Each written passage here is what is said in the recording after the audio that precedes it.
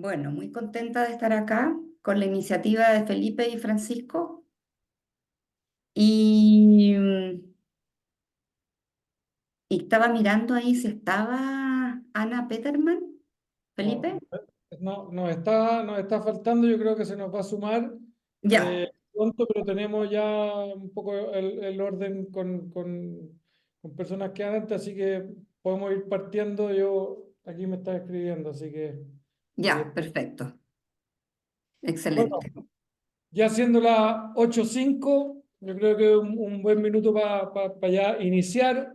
Se va a ir conectando más gente. Primero que todo, muchas gracias por participar del webinar de hoy. Para nosotros como NARMA es muy importante poder generar estos espacios de comunicación donde estamos juntando distintos profesionales. Hoy día tenemos un equipo de lujo de profesionales de distintas áreas que nos van a hablar cada uno desde su punto de vista y experiencia del tema de la fibromialgia, algo que sabemos que está generando harto interés, sobre todo a nivel de los pacientes, es algo que está apareciendo, así que creímos nosotros muy importante tener una conversación al respecto, y hoy día la idea justamente es hablar de fibromialgia desde distintos puntos de vista, de una mirada médica, de una mirada nutricional, de una mirada psicológica.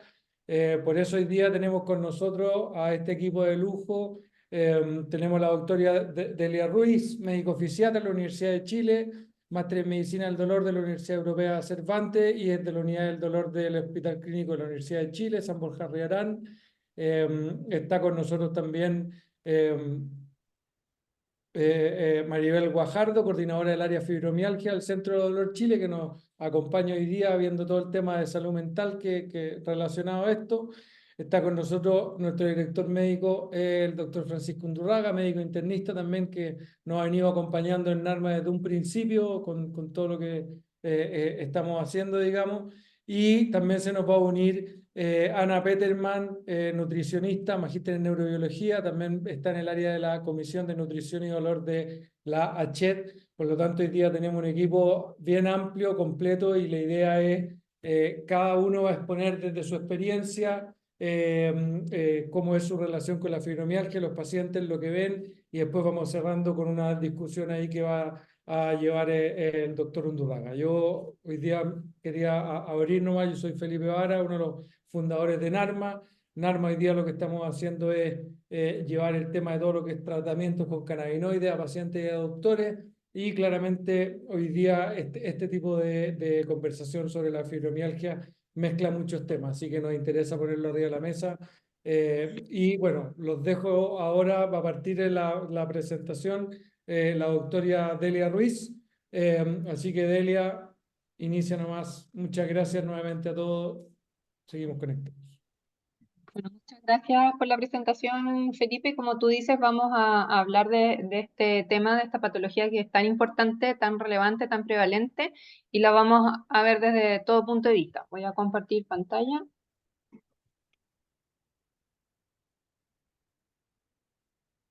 Bien. Desde mi área, que es el área médica, les voy a dar un contexto en general de lo que se trata esta patología, sobre todo porque sé que hay pacientes también hoy día en el foro, digamos, y vamos a hablar acerca de por qué se produce la fibromialgia, tratar de ser lo más acotado posible porque tenemos 15 minutos cada uno, y del contexto en general, del tratamiento en general, que después ya se va a ir acotando un poquitito más Francisco. Entonces, siempre partimos acá con la definición. Acá. Bueno, ¿qué es la fibromialgia? La fibromialgia está definida como una patología, es una patología de carácter crónico que se caracteriza porque los pacientes presentan dolor desde el punto de vista más bien musculoesquelético, y es un dolor que afecta a todo el cuerpo, es generalizado. Y muchas veces va acompañado de una gran sintomatología, un gran abanico de síntomas, sobre todo desde la esfera anímica. Hay trastornos del sueño, hay mucha fatigabilidad, y va asociado, como les decía, a problemas del ánimo, depresión, ansiedad y un sinfín de síntomas. Ahora, hoy en día está considerada la fibromialgia como una patología muy relevante, constituye un problema desde el punto de vista de salud pública, porque la prevalencia se ha visto que ha ido aumentando. Lamentablemente todavía no hay como una claridad específica de cuál es la etiología, aunque vamos a ver ahora, les voy a mostrar como los distintos lineamientos que existen al respecto. Y muchas veces ocurre que los pacientes van deambulando de médico en médico, se demoran bastante, digamos, en que alguien les establezca el diagnóstico. Hay problemas respecto a eso en cuanto quizás en los profesionales de salud, de los médicos, sobre todo en atención primaria, los médicos generales, que todavía hay dudas en cuanto al diagnóstico, a los criterios diagnósticos. Entonces eso hace que exista un retraso, obviamente, en el tratamiento de estos pacientes. ¿Cuál es la prevalencia a nivel mundial? Es bastante alta, es dispar entre los distintos países, pero en promedio la prevalencia a nivel mundial fluctúa de entre los 2 a 8%, en promedio entre un 5 a 6%, y en Chile, en un estudio que recién se publicó el año pasado, en una revista igual importante, la revista Pain, se establece que en Chile la prevalencia de fibromialgia es del 3,3%, ya que es una cifra no menor. Afecta principalmente a mujeres, ya en una proporción de 1:3, ya, o sea, por cada un hombre van a haber 3 mujeres, o cada 3 mujeres hay un hombre. Entonces también se ha visto que ha ido aumentando también la prevalencia en los hombres. Y en las mujeres principalmente se ha visto que las edades en las cuales afecta son edades en que son laboralmente activas, son también edades reproductivas, que va afectando entre los 30 y 50 años. Se ha visto que en los hombres hay varios estudios que señalan que cuando afecta al sexo masculino hay una afectación que es bastante compleja, es bastante mayor, hay harta afectación en cuanto a la calidad de vida, y a veces se dice que es más grave o más severa a lo que le pasa a las mujeres. Es una causa muy frecuente de consulta médica. En atención primaria, un 5 o un 10% de las consultas en total corresponde a fibromialgia, y a los reumatólogos aproximadamente el 15%. Pero dejarles en claro que no es necesario solamente que lo vea la especialidad de reumatología. El médico general lo puede diagnosticar. Ahora, la fibromialgia genera un gran impacto en la calidad de vida de las personas. Puede llegar al punto de desfuncionalizar tanto a la persona que puede tener incluso problemas para realizar actividades básicas de la vida diaria, como bañarse, vestirse, caminar. Hay pacientes que han llegado en silla de ruedas a las consultas. Los pacientes obviamente van a tener una limitación en cuanto a sus actividades laborales, recreacionales, deportivas, familiares, etc. Ya hay estudios que señalan que el 18% de los pacientes con fibromialgia pierden su trabajo, el 33% gasta dinero en buscando ayuda en actividades cotidianas, y un 34% deben postergar sus carreras, ya desde el punto de vista profesional. Entonces, el impacto es súper importante. Ahora, ¿qué es la fibromialgia? Ya si nos vamos como más a la fisiopatología, está considerada dentro del concepto de un dolor de tipo nociplástico. Ya que es el dolor nociplástico, es un tipo de dolor que se caracteriza porque todavía no es claro, no se determina en formas con mayor certeza, digamos, si es un dolor de tipo nociceptivo, que es el dolor que todos manejamos, que todos conocemos cuando hay un proceso inflamatorio, por ejemplo, o que sea un dolor de tipo neuropático cuando hay una afectación del sistema nervioso, digamos, el sistema somatosensorial, tanto central como periférico. Entonces, queda un poco en la nebulosa, y dentro de este concepto de dolor nociplástico que establecen las asociaciones internacionales de dolor también caben otro tipo de patologías como el síndrome de intestino irritable, como la vulvodinia, el síndrome de fatiga crónica, la cistitis intersticial, etc., que muchas veces van a la par con la fibromialgia. Ahora, la fibromialgia recién fue reconocida como patología propiamente tal en 1904, y la OMS, que es la Organización Mundial de la Salud, la incorporó dentro de la clasificación internacional en el 1991, como un reumatismo no articular. Hoy se sabe que no es una enfermedad reumática o una enfermedad reumatológica propiamente tal, a pesar de que sí, a lo largo de mucho tiempo han sido los reumatólogos que crearon los criterios diagnósticos y son los que más han visto fibromialgia, pero no, hoy en día se sabe que es una enfermedad que afecta a distintos sistemas y sobre todo a la parte neurológica. Se dice que la fibromialgia es una enfermedad psico-neuro-inmunoendocrina, ¿ya? Distintos sistemas.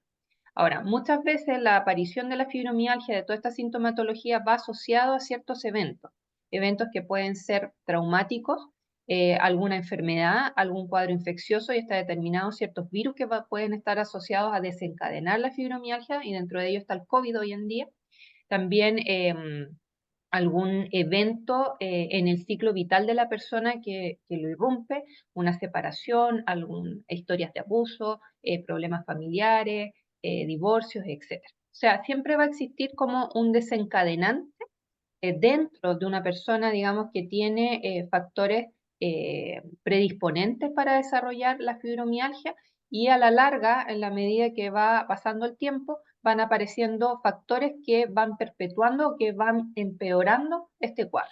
Y al final vamos a tener como esta especie de embudo con todos estos fenómenos fisiológicos que se traducen finalmente en el dolor. Entonces tenemos factores predisponentes a la persona, factores que lo gatillan y factores que lo van manteniendo en el tiempo. Ahora, ¿qué ocurre a nivel cerebral en los pacientes con fibromialgia? ¿Cómo se produce esto? Se ha visto que los pacientes que tienen este dolor crónico generalizado ocurren fenómenos de sensibilización central. Es decir, se produce una amplificación de la respuesta dolorosa en los cerebros de estos pacientes, donde hay una amplificación frente a estímulos sensoriales que pueden ser no dolorosos. A los pacientes sí se les produce dolor. Hay aumento de los campos receptivos del dolor a nivel cerebral. A nivel cerebral nosotros tenemos distintas áreas que están relacionadas con el dolor y que la fibromialgia están muy activas. Sobre todo un área muy importante que se llama la ínsula, que esa zona específica del cerebro genera, que está activa, que tiene un rol sensorial muy importante. Se produce una alteración en cuanto a los procesamientos de todos estos estímulos sensoriales. Entonces vamos a tener un aumento de los fenómenos de facilitación, es decir, la producción de ciertas sustancias que van perpetuando el dolor, versus una disminución de aquellos sistemas inhibitorios del dolor, de aquellos que nos protegen del dolor, que nos bloquean del dolor. En este caso se produce este desequilibrio en los pacientes con fibromialgia. Existen también factores genéticos que es bien importante. Ya se ha visto que en los pacientes con fibromialgia existen una mutación de un montón de genes, que son los que les muestro ahí en la pantalla, sobre todo de ciertos receptores que codifican a la serotonina, ya que es una sustancia, un neurotransmisor bien importante que modula la respuesta dolorosa, y también de otros receptores que participan en la génesis del dolor. Y se ha visto que en los pacientes que tienen estas mutaciones va a existir una predisposición familiar. ¿Ya? Es decir, si hay antecedentes de historia familiar, la madre, hermanas, tías con fibromialgia, lo más probable es que la persona tenga, se dice, 8 veces mayor probabilidad de tener fibromialgia también. Siempre va a ser gatillada por algún estímulo, como les decía anteriormente, en esta forma de embudo. Va a haber algo que finalmente lo gatille en estas alteraciones predisponentes que pueda tener la persona. Ahora, a nivel cerebral también se ha visto que los pacientes que tienen dolor crónico, específicamente ya estableciendo el diagnóstico de fibromialgia, tienen una disminución de la sustancia gris de la corteza cerebral, específicamente en ciertas áreas también del cerebro. Como les mencionaba anteriormente, la ínsula, también otras áreas como a nivel hipocampal, la corteza frontal. Entonces eso se traduce que aparte del dolor, el paciente también va a tener alteradas las emociones. Van a ser pacientes que tienen problemas desde el punto de vista cognitivo, problemas de atención, concentración, memoria también. Y eso es lo que se denomina el fibrofoc, que muchas veces las pacientes lo refieren. Se dicen, doctora, se me olvidan mucho las cosas, tengo que estar anotando todo porque tienen olvidos muy frecuentes, ¿ya? Se me olvida apagar, no sé, el gas de la cocina, o no sabía qué es lo que iba a ir a hacer. Entonces se van produciendo todas esas alteraciones y tienen una explicación científica, digamos, producto de esta pérdida de la sustancia gris de la materia de la corteza a nivel cerebral, en esas áreas. Por otro lado, también se ha visto que en los pacientes con fibromialgia se produce una especie de desequilibrio o desbalance entre los agentes que son oxidantes, hay un aumento del estrés oxidativo, versus aquellas sustancias que son antioxidantes. ¿Ya? Entonces, los pacientes con fibromialgia vamos a tener que sustancias oxidantes como los radicales superóxidos van a estar aumentados versus otras sustancias que son antioxidantes, como por ejemplo las coenzimas Q10, que son antioxidantes, eso la van a tener baja. Y tienen también un aumento de ciertas sustancias que son proinflamatorias, que también predisponen al dolor, van a estar aumentadas en los pacientes con fibromialgia.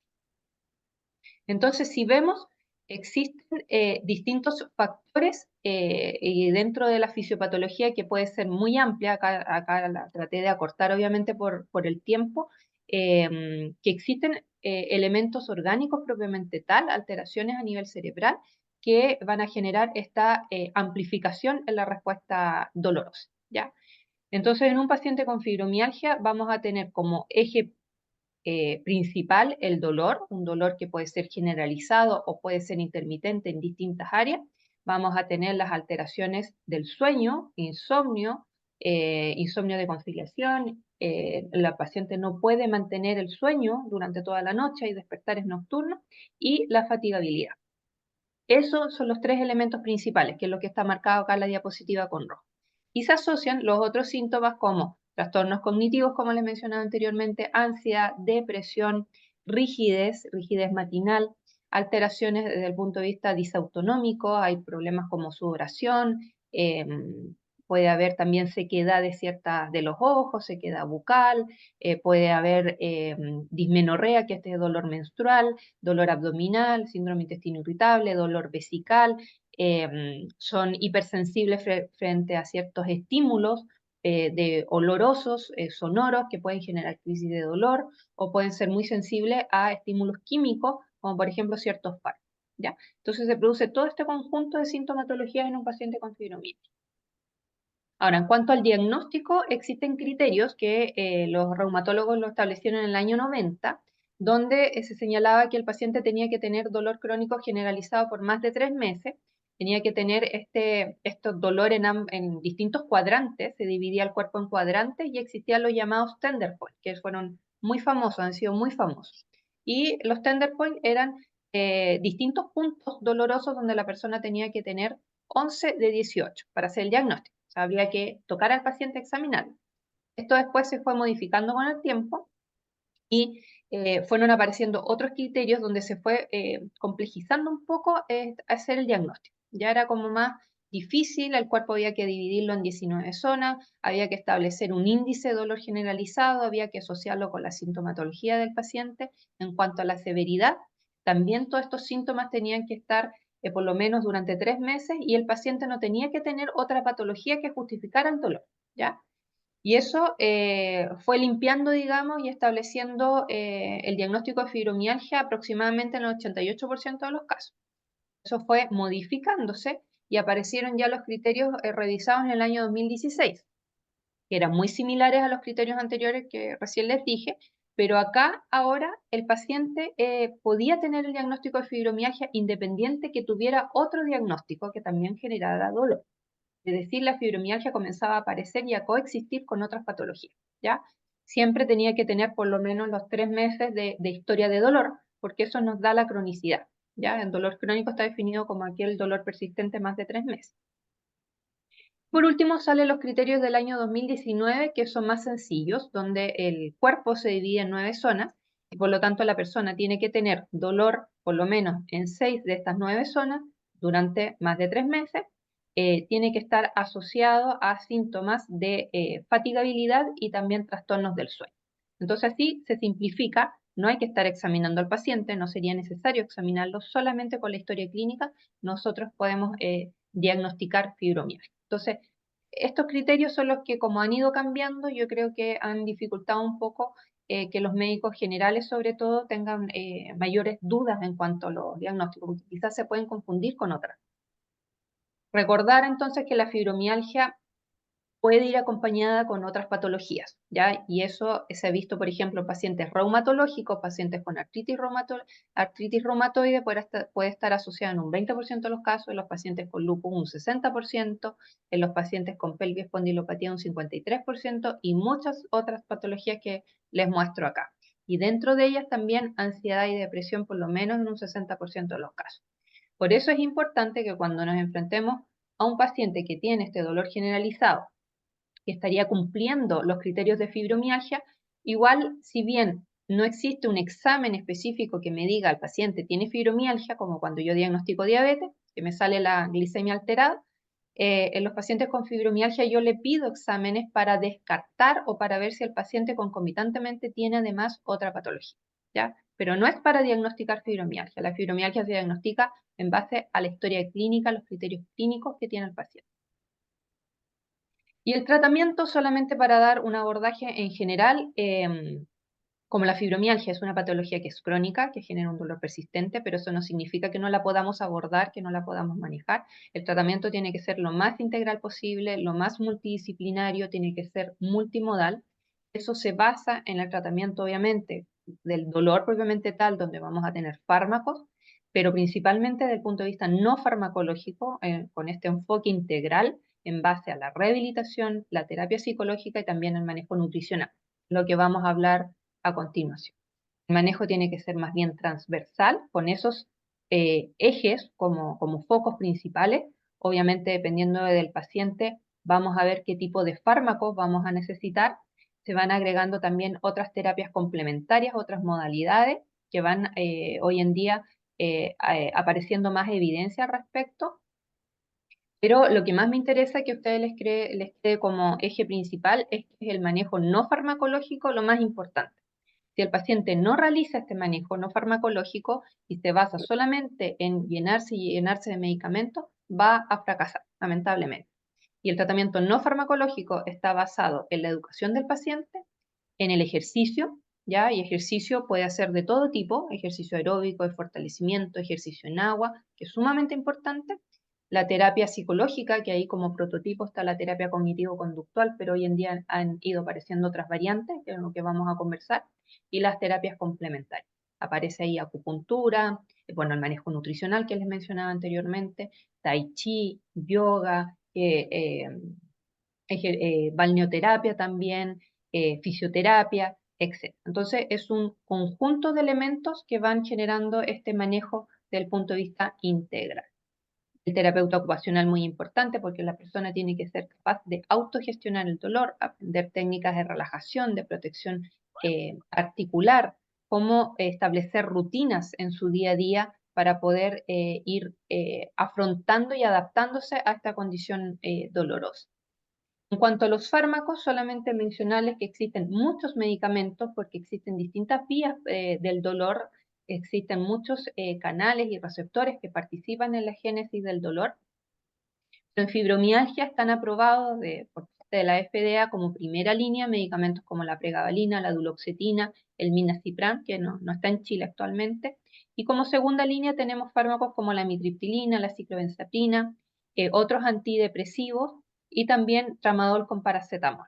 Opioides más fuertes y más potentes no están dentro de primera línea de manejo, de hecho las guías dicen que no habría que utilizarlos, pero muchas veces cuando vemos pacientes demasiado severos con mucha disfunción, producto de la severidad del dolor, a veces utilizamos fármacos de mayor potencia por un tiempo para luego ya ir disminuyéndolo y quedándonos con la menor cantidad de fármacos posible, ya que esa es la idea. ¿Por qué? Porque el tratamiento farmacológico solamente nos va a ayudar en un 30% de la totalidad del manejo. No es la base, no es la pirámide y el tratamiento tiene que ser, desde el punto de vista de fármacos, con dosis pequeñas, ir aumentando gradualmente, pero lo principal es que no es la base del tratamiento, sino que, como les decía anteriormente, la base del tratamiento es el manejo no farmacológico. Bien, para concluir, comentarles, repetirles, digamos, que la fibromialgia es una patología que ha ido aumentando en sus prevalencias y en sus incidencias. La idea es mejorar la calidad de vida de los pacientes. No vamos a quitar 100% el dolor en ningún caso, pero la idea es bajarlo y que el paciente aprenda a adaptarse y, como les decía anteriormente, a autogestionar este dolor. Y el manejo tiene que ser lo más integral posible, por eso hay distintos profesionales que participan en el manejo de los pacientes con fibromialgia. Muchas gracias.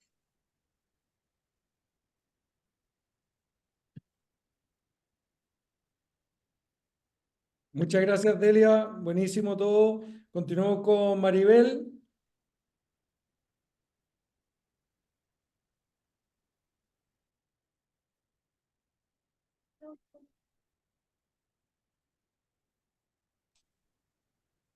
¿Se ve ahí? Sí, perfecto. Se ve y se Ya, escucha súper. muchas gracias. Bueno, el tema que les voy a presentar es el abordaje psicológico en fibromialgia. Mi nombre es Maribel Guajardo y soy psicóloga del Centro del Dolor y coordinadora del área justamente de fibromialgia. Los contenidos los vamos a sintetizar en 3 áreas. Primero, una breve conceptualización de fibromialgia, porque la doctora Delia ya ahondó en ello. Después vamos a hablar acerca del abordaje psicológico propiamente tal, para finalizar con una conclusión. Como bien decía la doctora, la fibromialgia es una enfermedad crónica de un curso fluctuante y etiología desconocida, que se caracteriza principalmente por este dolor musculoesquelético generalizado. Pero sabemos que la fibromialgia es mucho más que dolor y también presenta síntomas como depresión, ansiedad, rigidez articular, principalmente en la mañana, problemas de memoria, que es el denominado fibrofob. Como bien decía la doctora, ¿no es cierto? El diagnóstico es netamente clínico, continúa siendo un desafío porque no hay pruebas ni de laboratorio ni de imagen que den cuenta del diagnóstico propiamente tal. Por lo tanto, estamos tardando más de 2 años aproximadamente en el diagnóstico certero de la enfermedad, lo que implica que los pacientes consulten un aproximado de 3,7 médicos diferentes. Esto con los consabidos costos asociados que esto tiene. El tratamiento, imposible no verlo de otra esfera que no sea desde el modelo biopsicosocial. Este modelo es el que responde al abordaje integral que requiere la fibromialgia. ¿Y por qué? Porque entiende que en las enfermedades participan factores biológicos, psicológicos y sociales. Y por lo tanto, el tratamiento más certero son aquellas intervenciones que son interdisciplinarias y ojalá también sincrónicas. Si bien mucho se habla de este modelo biopsicosocial, de las ventajas que tiene y de que obviamente el modelo biomédico que separaba cuerpo y mente es muy reduccionista, lamentablemente en la práctica no vemos que se está aplicando con total cabalidad. Ya vimos, ¿no es cierto?, que en la enfermedad y obviamente también en el dolor que ella conlleva, participan factores psicológicos. Y si lo vemos de manera más específica, encontramos, por ejemplo, que los esquemas afectivos y cognitivos activan el dolor crónico, aunque los factores físicos ya no estén presentes. La psicopatología puede correlacionar también con la intensidad y la duración de la enfermedad.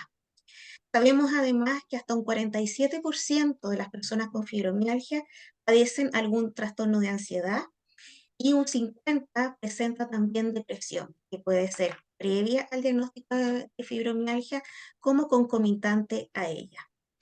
Entender también que no podemos estigmatizar y decir todas las personas con fibromialgia padecen, ¿no es cierto?, depresión o trastornos de ansiedad, porque también esto tiene mucho que ver con los trastornos y las estructuras de personalidad y los factores protectores que tenga cada persona. Cuando decimos que se debe abordar desde la psicología, la fibromialgia, nos estamos refiriendo a abordarla desde la psicología del dolor, que tal vez no es muy conocida, pero necesaria de conocer, sobre todo para los médicos tratantes y también para quienes padecen esta enfermedad. La psicología del dolor está inmersa dentro de la psicología de la salud. ¿Y de qué se ocupa? De identificar y trabajar todos aquellos factores, tanto psicológicos como sociales, que pueden haber incidido en el inicio del dolor, en la prolongación de este y que la experiencia dolorosa se vea todavía más exacerbada. ¿Y hacia dónde apunta esta psicología del dolor? A lograr una modificación de la experiencia dolorosa, que ésta se vea disminuida, y así también mejorar la calidad de vida de las personas. Si sintetizamos más los objetivos de la psicoterapia en dolor, esta psicoterapia que realizamos de manera individual, tiene 3 objetivos principales. Por una parte, aumentar los factores protectores, es decir, por ejemplo, resiliencia, optimismo, apoyo social. Obviamente, disminuir los factores de riesgo. Aquí llamamos factores de riesgo acá, aquellos que tienen evidencia en que intensifican la percepción del dolor, como por ejemplo, altos niveles de depresión, altos niveles de ansiedad, bajos niveles de autoeficacia.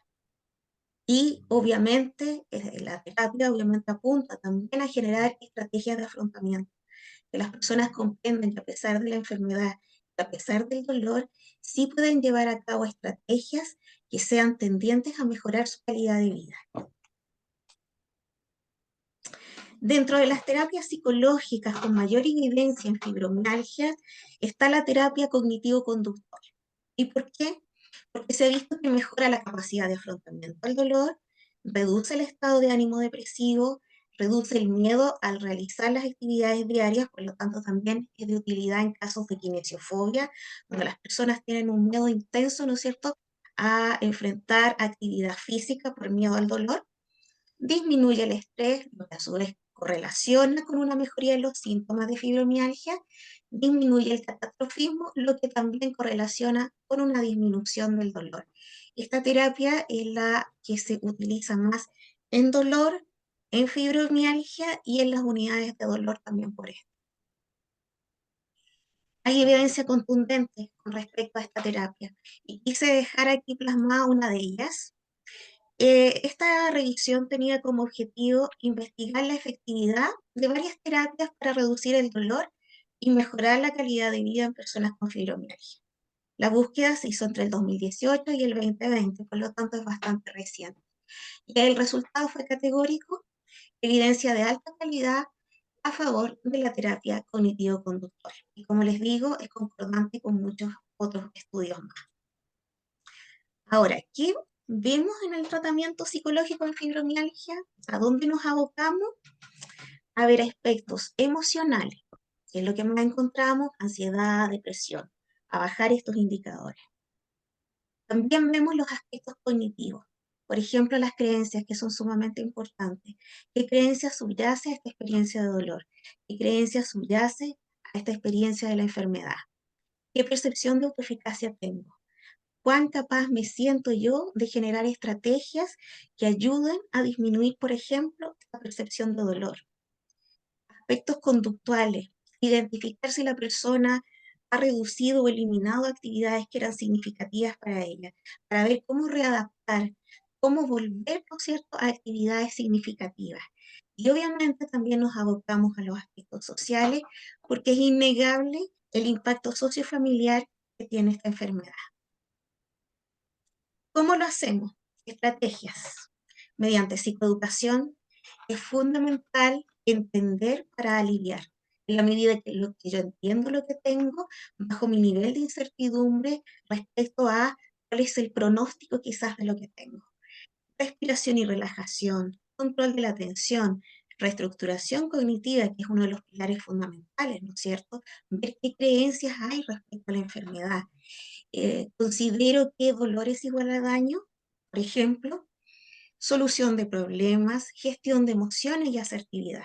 He visto que las personas con fibromialgia tienen dificultad a la hora de decir no. Y por lo general se llenan de actividades, responsabilidades, lo que va elevando los niveles de estrés, contractura muscular y el consabido dolor. Valores y formulación de objetivos, organización del tiempo y actividades reforzantes, hábitos saludables y prevención de recaídas.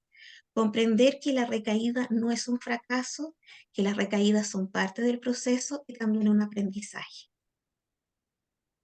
Hasta ahora, ¿no es cierto?, hemos visto la evidencia que tenemos en intervenciones de psicoterapia en dolor de manera individual, pero también existe evidencia en las intervenciones grupales en fibromialgia, sobre todo cuando estas combinan dos elementos, la psicoeducación y las estrategias cognitivos conductuales orientadas al manejo del dolor.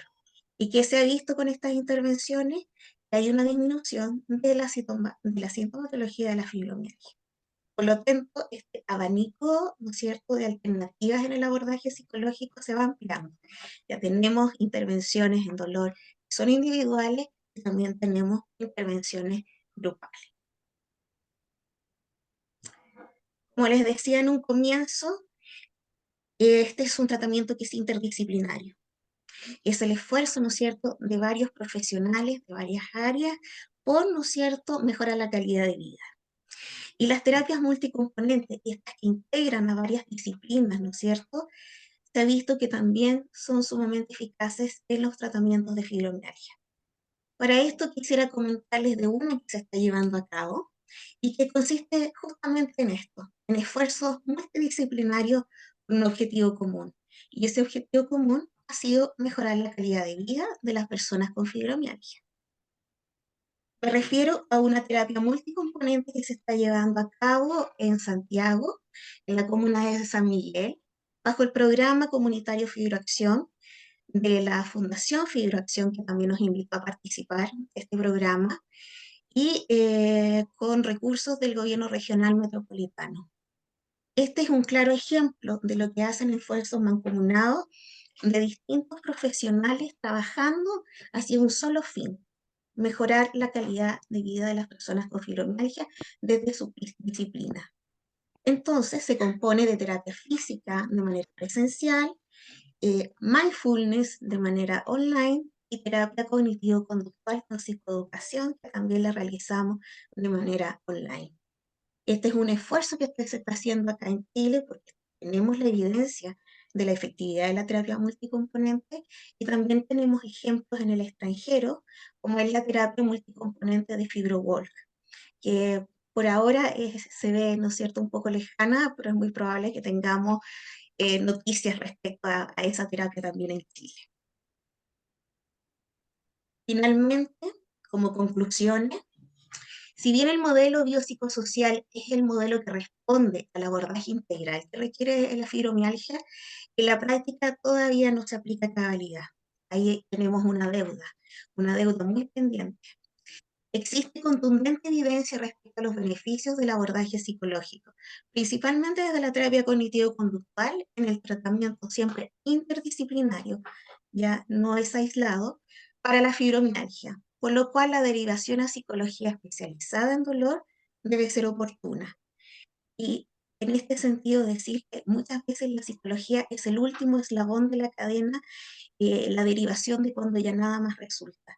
Y la idea es muy por el contrario, hacer un trabajo integrado y sincrónico. Las intervenciones psicológicas en dolor y fibromialgia específicamente pueden ser individuales, grupales, presenciales o en formato de telepsicología. Existen varias iniciativas de terapia multicomponente, como vimos, con mucha evidencia, y en psicología nunca debemos olvidar, si bien el modelo teórico con el cual trabajamos es importante, en este caso la terapia cognitivo-conductual, la alianza terapéutica es fundamental y transversal a cualquier modelo. Los pacientes lo que necesitan, primero que todo, es sentirse escuchados y validados. Ese es el primer paso. Muchas gracias.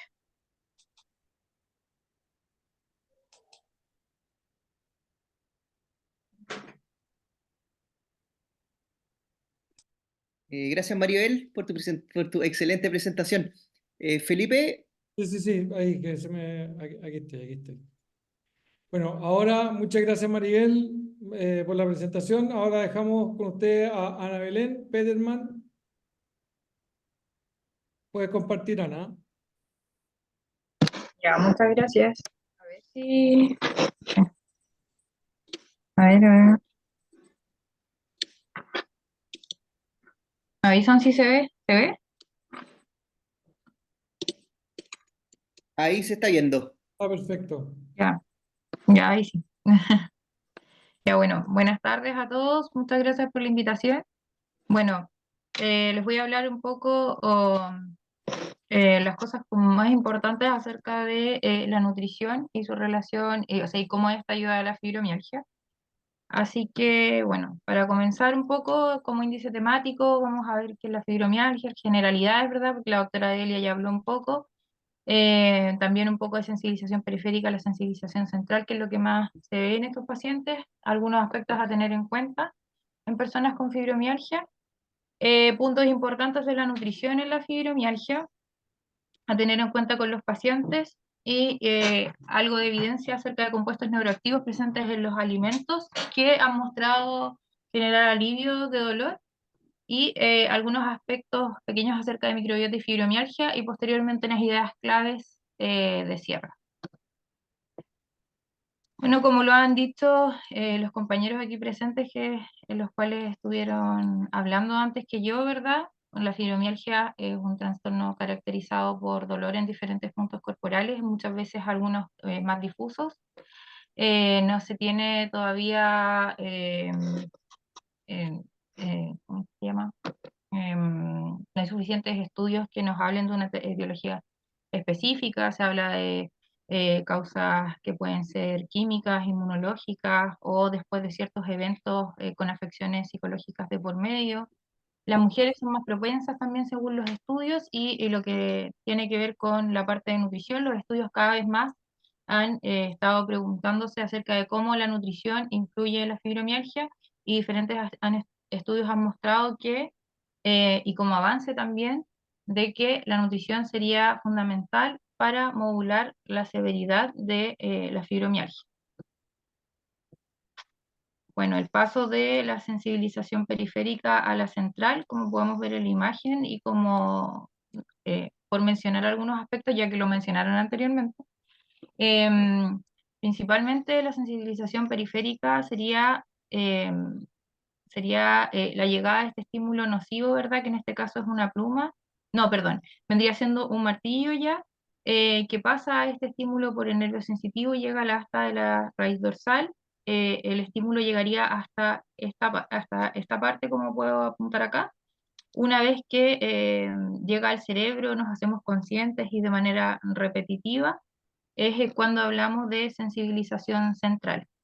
A medida que pasa el tiempo y este estímulo va persistiendo, lo que vemos es que la cadena de procesamiento sensorial y del sistema nervioso va cambiando, va mutando, por decirlo así, y luego un estímulo tan sencillo como un cosquilleo de una pluma se puede convertir en una sensación dolorosa con una respuesta por parte del cerebro que es desproporcionada. Y ahí hablamos de sensibilización central. Bueno, es importante mencionar que el dolor crónico produce ciertos cambios en el cerebro, dentro de los cuales podemos decir que, bueno, el sistema nervioso alterado o ante el dolor y el estrés se fomentan el uno con el otro. El dolor también produce modificación de ciertas estructuras cerebrales, de ciertas áreas cerebrales y estructuras en o sea, en las neuronas también. Y esto produce a su vez alteraciones que son cognitivas, como hablaba también Maribel, ¿verdad? La memoria, toma de decisiones, capacidad de ejecución y el control emocional también. Pero también hay ciertas alteraciones que nos tocan ver más de cerca a nosotros a nivel de consulta, como son las alteraciones neuroendocrinas, de la microbiota, ¿verdad? Metabólicas y también las que tienen que ver con la inflamación de bajo grado, en este caso de patología. Algo que es muy importante a destacar y que también lleva el nombre de un paper y es algo que mencionan muchos los pacientes en consulta, que es comiendo se me pasa el dolor. Como hablábamos anteriormente, se produce una dificultad para controlar ciertas emociones y también los impulsos. Por lo tanto, este bloqueo de esas funciones cerebrales produce que nos cueste un poco más tomar la decisión de parar ante ciertas conductas. Lo que vemos es que los pacientes comen eh, o se sirven o de manera más descontrolada ante crisis dolorosa, antes de crisis dolorosa o posterior a crisis dolorosa. Entonces lo que hacen es que ya los alimentos no se ven como un alimento propiamente tal, sino como un medio de analgesia, ¿ya? Entonces, conscientemente, según los estudios, buscan alimentos que son altos en azúcares e hidratos de carbono, y al momento de estarlos consumiendo, ellos generan o refieren una sensación, ¿verdad?, agradable. Posteriormente, cuando se termina, unos segundos después, vuelve esta sensación de angustia y de dolor. Por lo tanto, ellos vuelven a buscar un chocolate, como dice este esquema, y es una manera que tienen de fomentar analgesia o de querer sentir un efecto analgésico que se perpetúa de manera cíclica y que al repetir, obviamente, esta acción produce un efecto nocivo a nuestra salud y en el estado nutricional también. Bueno, algunos aspectos a tener en cuenta las personas con fibromialgia, más que nada ligado a la parte nutricional, en la consulta nutricional, es que pacientes con dolor crónico y con fibromialgia como tal presentan déficit vitamínico, ¿verdad? hay que incorporar antioxidantes, así como también suplementación. Hay que tener cuidado en los metales con los alimentos, según algunos estudios que han mostrado que serían causales de fibromialgia, por eso todo está en estudio. Problemas gastrointestinales, intolerancias, alergias alimentarias, sensibilidad alimentaria también presentan, y el déficit de energía en relación con su estado general. Entonces acá en este estudio se mostró que, bueno, el paciente con fibromialgia presenta un déficit de ciertas vitaminas, como decíamos, que para mí son principales de mantener en niveles estables en pacientes con dolor, como es la vitamina B12, la vitamina D, la vitamina 9, el ácido fólico, el selenio, magnesio, zinc y ferritina, que se las pido a los pacientes en consulta. Ellos vienen con una deficiencia, con un incremento, ¿verdad?, de dolor muscular, ¿verdad?, y con una desregulación de neurotransmisores, que está perpetuado por un problema de metabolismo, por obesidad también y por inflamación, y que al ser corregido con una terapia, un régimen individualizado, con la compensación de enfermedades crónicas no transmisibles también, podemos llegar a recobrar todas estas funciones que se vieron alteradas anteriormente, como mostraba el dibujo. Entonces, ¿qué alimentación nos puede ayudar en este caso? En este caso, lo que se ha denominado como gold standard en la literatura es la dieta antiinflamatoria. Esta pirámide de dieta antiinflamatoria la realizamos con el grupo de SEMDOR, de la Sociedad Multidisciplinaria de Dolor Española, del cual igual soy parte, y llegamos a la conclusión de que esta vendría siendo la mejor representación de pirámide antiinflamatoria según la evidencia actual, ¿ya? Bueno, como vemos, habría actividad física, el cuidado del sueño, el consumo de agua, que es sumamente importante. Hay estudios que muestran que una persona hidratada versus una persona deshidratada muestra una menor intensidad en el dolor y menores días de perpetuación de dolor en relación a la persona que está deshidratada. Posteriormente vemos una alta cantidad de frutas, verduras, fibra, ¿verdad?, ácidos grasos benéficos, omega 3, omega 6, ya, granos, ¿verdad?, y carnes blancas, por decirlo así. Dentro de la dieta antiinflamatoria también es importante mencionar algunos compuestos neuroactivos porque tienen funciones biológicamente activas a nivel del sistema nervioso central y periférico, presentes en los alimentos para el alivio del dolor según la evidencia. Entonces, estos se denominan principalmente alimentos funcionales, nombrados habitualmente, como mencioné anteriormente, poseen componentes biológicamente activos que son los que les dan las funciones representativas, y estas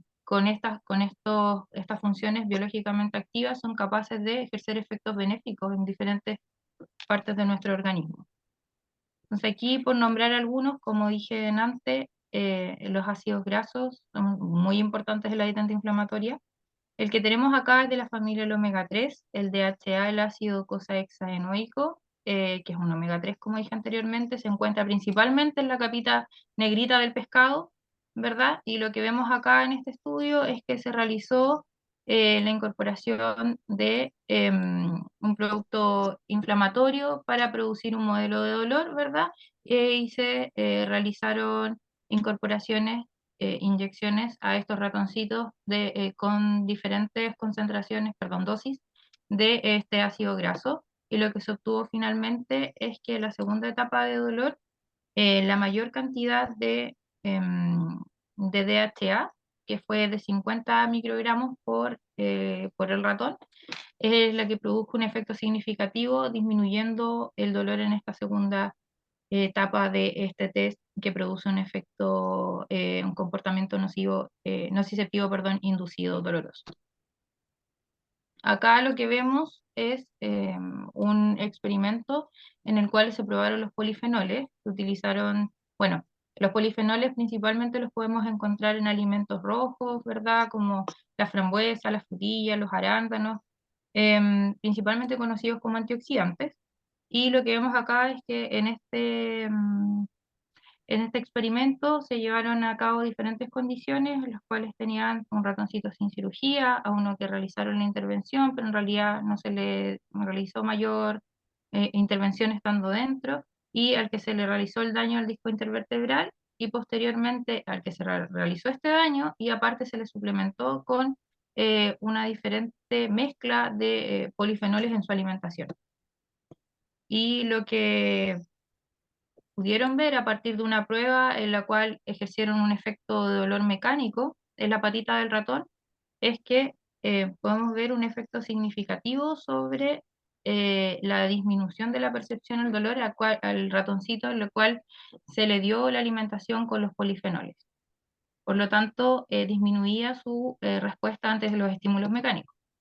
Ahora, también es importante mencionar, porque es un alimento muy habitual en la casa de todos los chilenos, el tomate.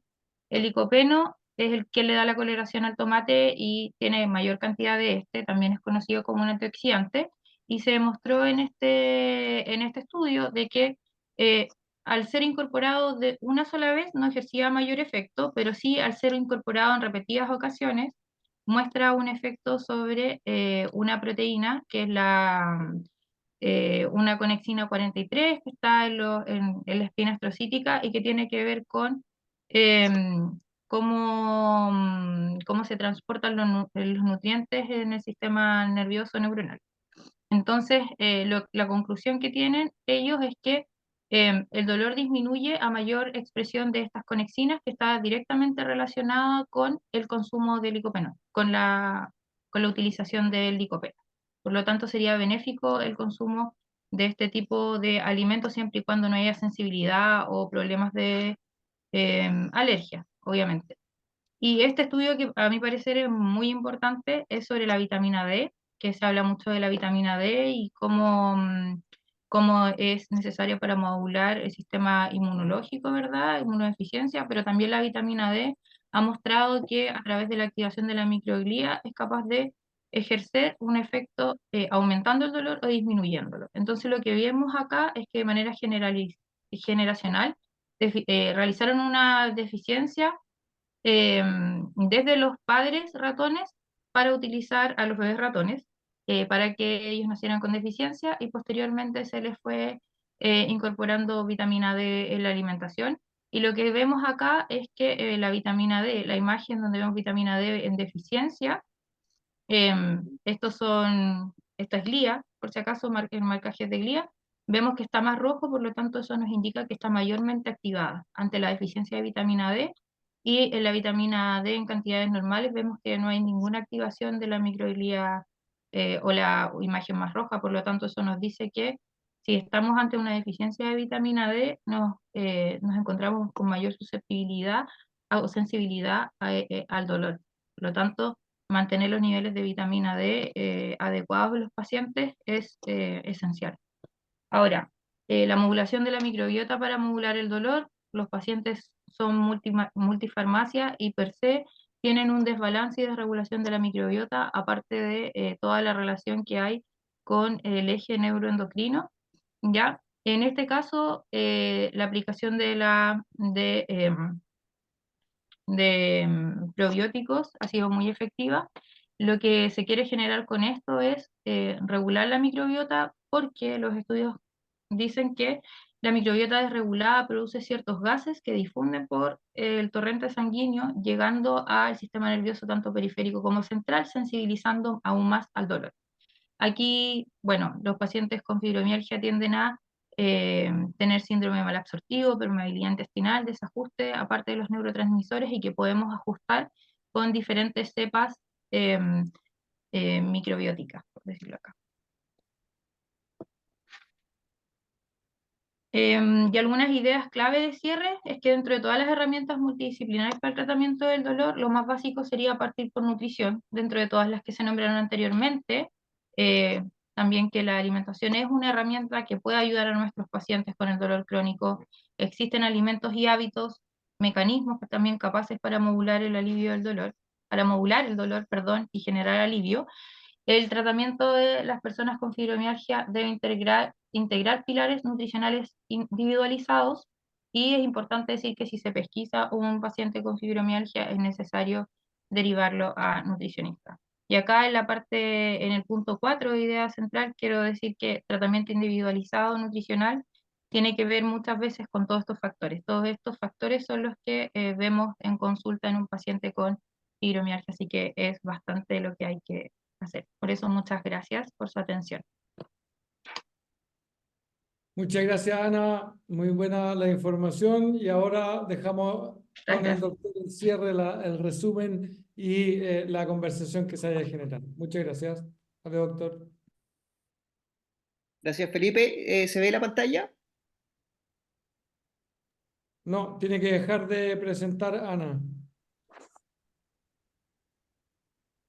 Ahí está. ¿Ahí sí? Sí.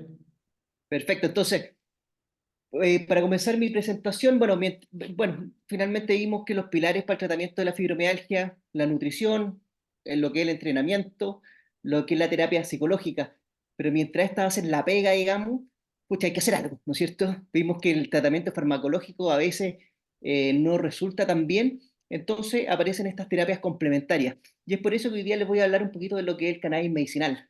Cuando uno habla de cannabis medicinal, se refiere al uso de los productos, de preparados caseros, y de principios activos de la planta de cannabis, con el fin de tratar y aliviar algunas enfermedades. Eh, como vemos acá en esta fotito, tenemos en Chile, es permitido, digamos, ya desde el año 2015, se puede usar la flor del cannabis a través de vía no pirolítica, a través de la vaporización. Se puede ocupar el cannabis para el tratamiento del dolor crónico. Como les comentaba, hay productos caseros, pero lo que nos vamos a enfocar hoy día es del producto farmacéutico derivado de la planta del cannabis. ¿Y esto por qué? Porque vemos, por ejemplo, la aspirina, el ácido acetil salicílico viene de la corteza del sauce, por otro lado la morfina sabemos que viene de la papola, y asimismo los cannabinoides son productos farmacéuticos derivados de la planta de cannabis sativa. Entonces, en general, más que hablar de la planta completa, lo que vamos a hablar hoy día de los cannabinoides, que son productos farmacéuticos autorizados por el Instituto de Salud Pública de Chile y que se pueden comercializar a nivel de farmacias. Ahora, estos fitocannabinoides, ¿de dónde vienen? Efectivamente, de la planta de cannabis. Aquí tenemos una macroscopía, digamos, de lo que sería la flor del cannabis, donde están los tricomas, estas glandulitas, donde se crean, digamos, donde se generan estos fitocannabinoides. Ahora, como vemos en esta gráfica, la planta de cannabis es mucho más que cannabinoides, son más de 500 compuestos químicos, donde están los terpenos, donde hay terpenoides y cannabinoides. Al día de hoy, más o menos entre 130 y 140 cannabinoides.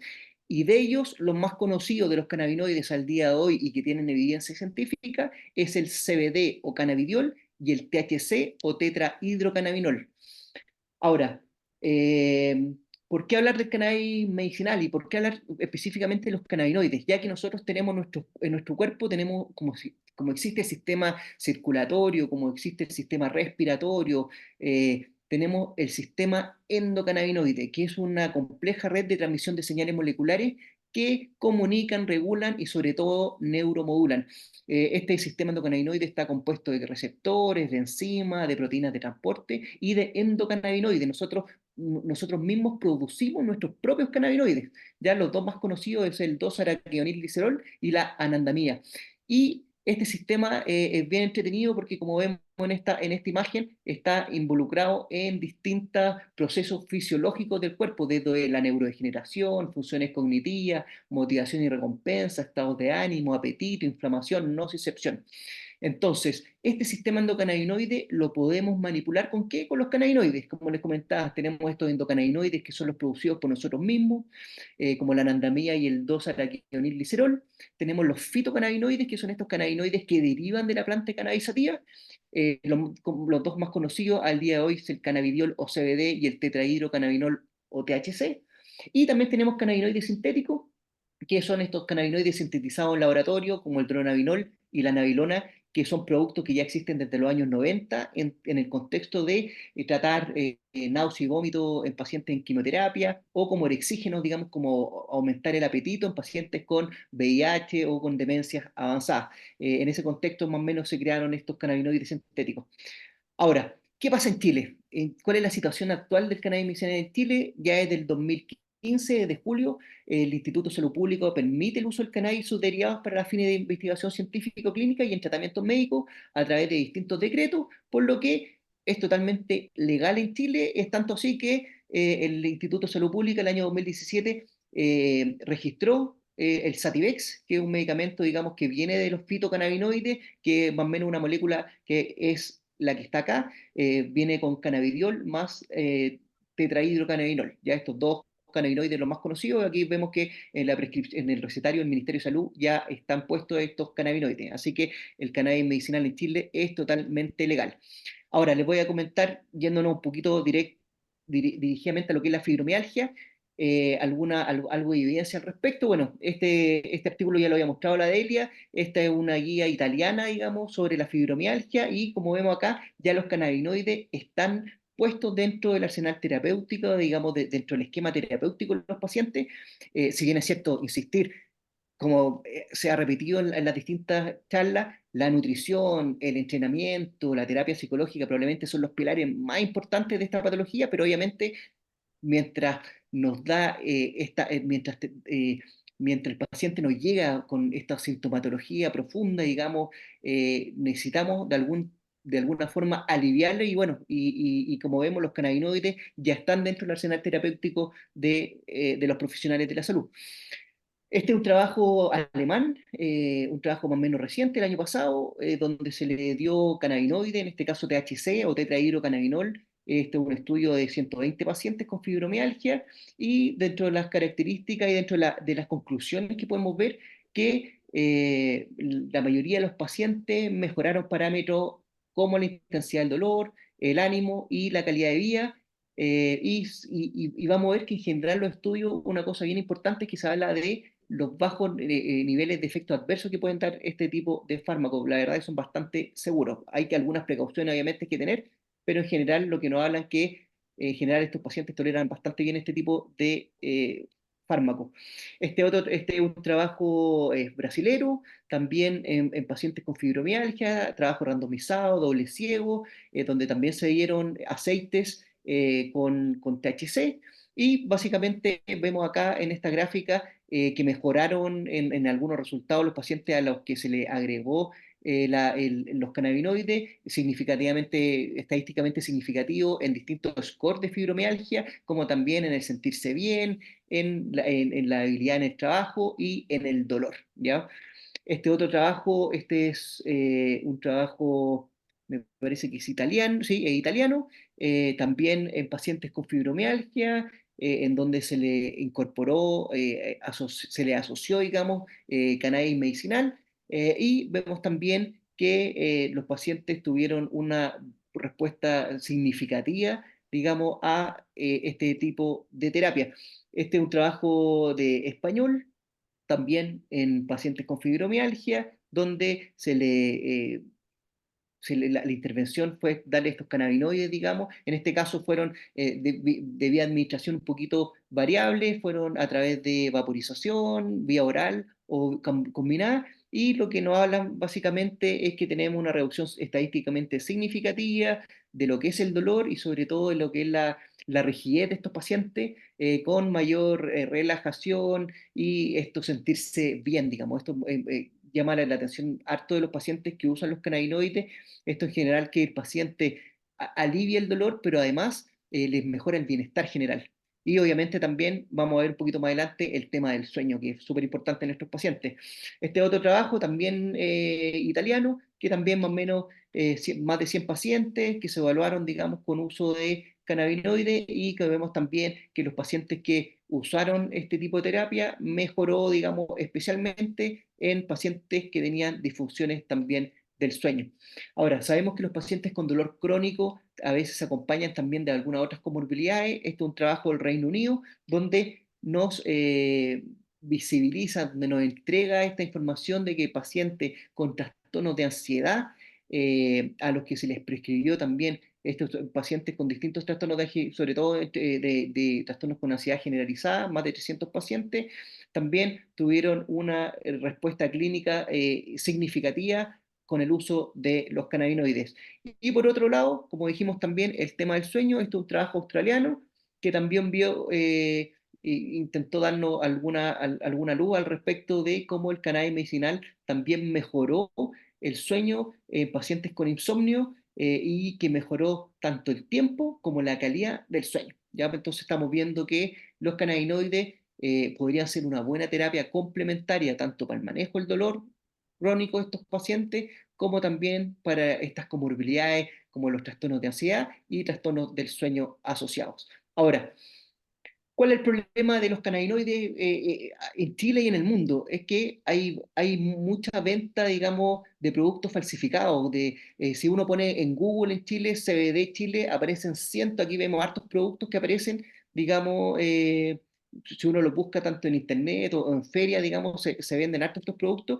Y les traje aquí a colación dos papers, este es un trabajo holandés, y este es un trabajo del Llama que la verdad hablan más o menos lo mismo en cuanto al problema del etiquetado. En general, todos estos productos que uno los puede comprar en la feria o a través de las páginas web, básicamente no traen lo que dicen traer. O sea, o traen THC y dicen que no traen THC, o dicen que traen 100 miligramos de CBD y no los traen. Entonces, el ISP, el Instituto de Salud Pública en Chile, levantó una alarma al respecto y que declaró que cualquier compuesto que diga que tenga CBD y que no tenga un registro sanitario otorgado por este instituto corresponde a un producto farmacéutico falsificado y no es posible garantizar a la población su calidad, su seguridad y la eficacia, por lo que adquiere estos medicamentos solamente en establecimientos autorizados como son las farmacias. ¿Ya? Así que es importante que cuando uno habla de estos cannabinoides de uso médico, básicamente tienen que ser bajo supervisión médica y con productos regulados, productos que vengan de la farmacia.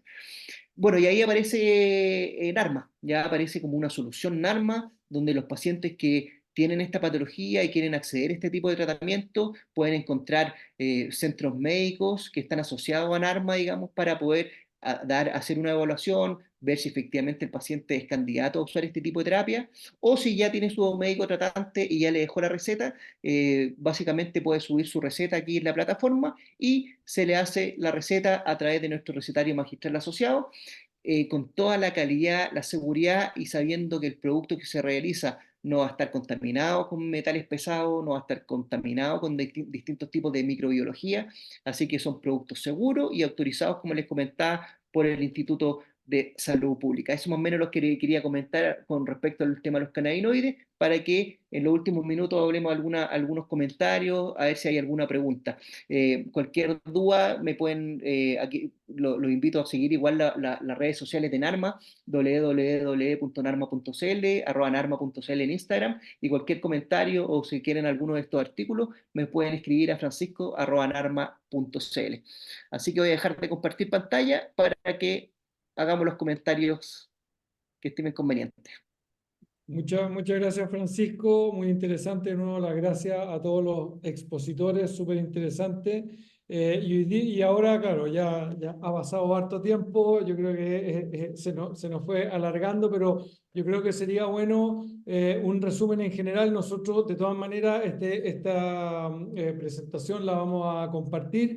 Vamos a hacer llegar también a todos los inscritos después una pequeña encuesta.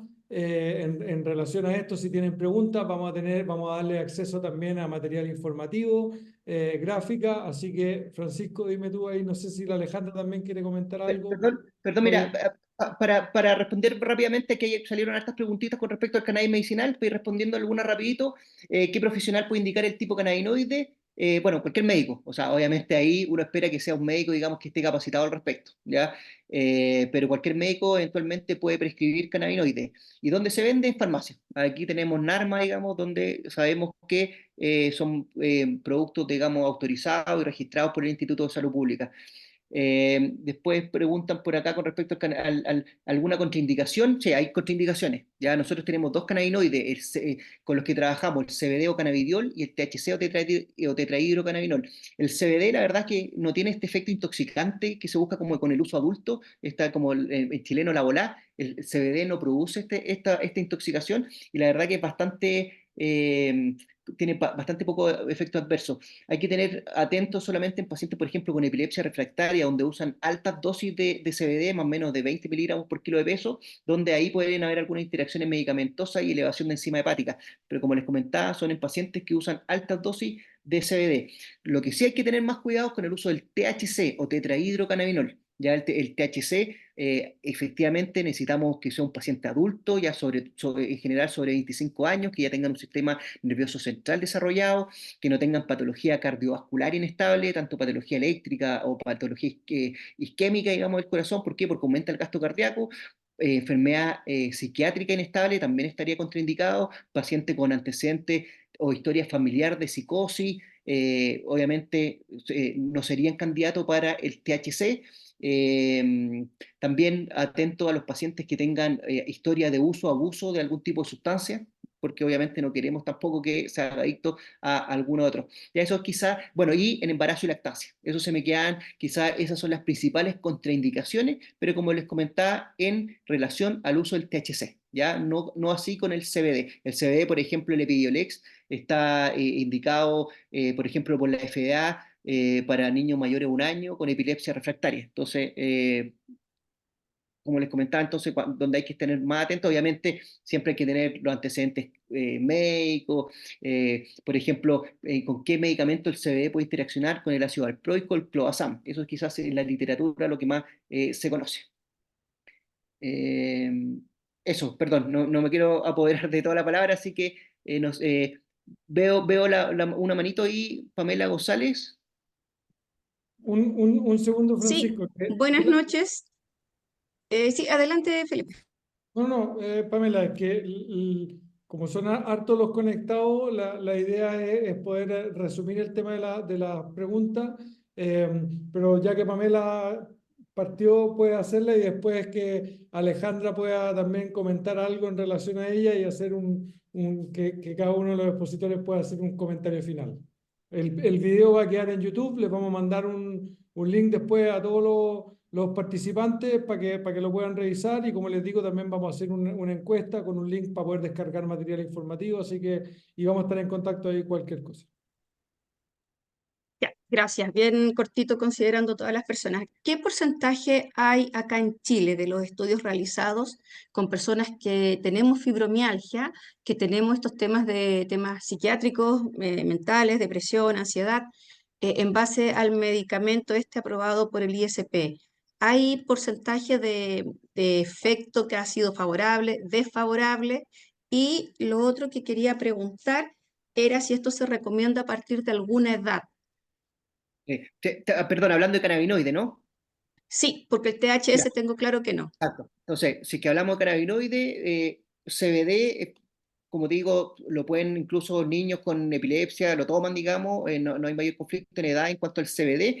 Con respecto al THC, sobre 25 años más o menos uno pone como un límite, obviamente es caso a caso, pero en general uno ya espera que tenga un sistema nervioso central ya desarrollado antes de administrar el THC. Sobre estudios clínicos, en Chile no tenemos estudios con respecto, estamos en proceso nosotros como NARMA de hacernos cargo de recoger el guante, como se dice, y empezar a elaborar estudios clínicos al respecto. Básicamente lo que tenemos en cuanto a información es lo que pasa a nivel internacional. Reino Unido, Canadá, bueno, Estados Unidos, y bueno, y Brasil, hay distintos países donde tienen harta experiencia al respecto, pero en Chile aún no tenemos, digamos, literatura al respecto. Eso. Alejandra. Gracias. Bueno, yo quería dar las gracias, ¿no es cierto?, a los expositores, a Ana, a Delia, a Mari, a Francisco, a Felipe por la organización, bueno, y a todos los que han participado, porque creo que es muy interesante tener esta instancia en donde efectivamente se ve el trabajo interdisciplinario que todos hemos mencionado, ¿no? Y que todos sabemos efectivamente que es muy importante que lo hagamos, ¿no? De manera sincrónica, como decía Maribel, ¿no? No en posta, uno después de otro. Creo que ese es un debe que tenemos que tratar de mejorar en la atención a nuestros pacientes. Así que también le comentaba a Felipe que tenemos un canal en YouTube para que podamos compartir estas instancias que nos ayudan a todos. Así que muchas gracias. Yo creo que en honor al tiempo, darle de nuevo la palabra a los exponentes para hacer un pequeño cierre y nuevamente agradecerles la participación a los mismos expositores y a la gente que se nos sumó el día de hoy. Así que Delia, como inició, puede hacer ahí su cierre. No, igual agradecer a todos la concurrencia, se conectaron hartas personas, siendo tan tarde. Solo tratar de visibilizar esta patología que es súper frecuente, prevalente, se está tratando de gestionar desde el MinSal, ya que existe la ley de fibromialgia y dolor crónico no oncológico, que ojalá esta patología fuese a futuro GES, el dolor crónico en general, estuviese dentro del auge, pero hoy día se está tratando de trabajar con los distintos servicios de salud para que sea manejado en atención primaria, ya con médicos generales, que los médicos generales se capacitan al respecto, porque he notado, me ha tocado ver en el sistema público que derivan mucho por duda diagnóstica. Entonces, si ni siquiera se está diagnosticando la fibromialgia, obviamente nadie la va a poder tratar. Ya se vieron las cifras de cuántos años los pacientes transcurren buscando que alguien les haga el diagnóstico.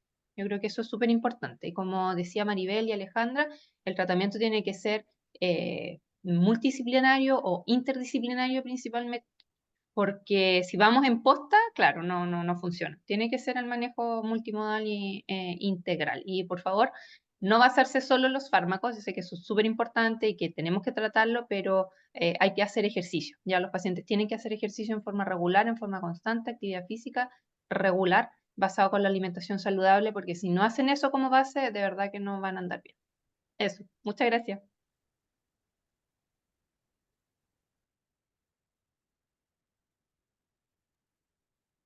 Seguimos en el Maribel, mismo ¿algo? orden, el mismo orden, Maribel. Bueno, agradecer la instancia y tal como nos reunimos aquí, profesionales de la salud, pacientes con fibromialgia y familiares, que esa misma unión, ¿no es cierto?, permanezca también fuera de esta esfera y trabajemos así, con las familias, con los pacientes y de manera integrada, interdisciplinaria siempre. Esa es la idea, es lo que nos va a llevar a mejores resultados y también a que los pacientes se sientan más acogidos, porque en fibromialgia hay un alto nivel de estigmatización. Por no ser una enfermedad visible, se les castiga mucho socialmente y a veces también desde los profesionales de la salud. Así que hay que pagar esa deuda. Gracias. Ana.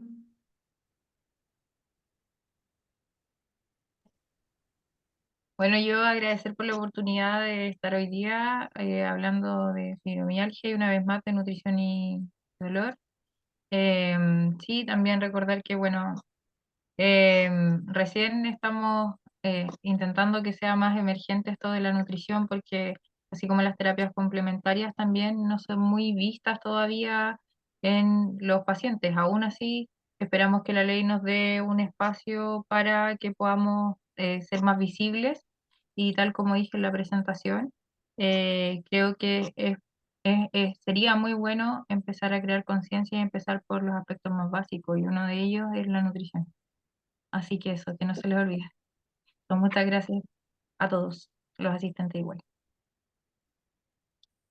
Francisco. Eso. Ya pues, muchísimas gracias a todos. Pues, darles la gracia a los expositores, a toda la gente que nos estuvo acompañando, a las preguntas bien entretenidas que salieron. Y bueno, se puede volver a ver esta charla, digamos, próximamente en nuestra página de YouTube. Invitarlos a que nos sigan en nuestras redes sociales, @narma.cl en Instagram. Tenemos página de YouTube, bueno, en las distintas redes sociales. Y eso, por los cannabinoides llegaron para quedarse, para ayudar, digamos, como terapia complementaria a nuestros pacientes, pero seguir recalcando, ¿no es cierto?, entrenamiento, nutrición, terapia psicológica y ahí viene el resto de la terapia, digamos, para acompañar al paciente, para aliviarle sus síntomas estamos en esta cruzada, digamos, para intentar mejorarle la calidad de vida y el bienestar a nuestros pacientes. Así que eso, pues muchas gracias, gracias Felipe, gracias Alarma.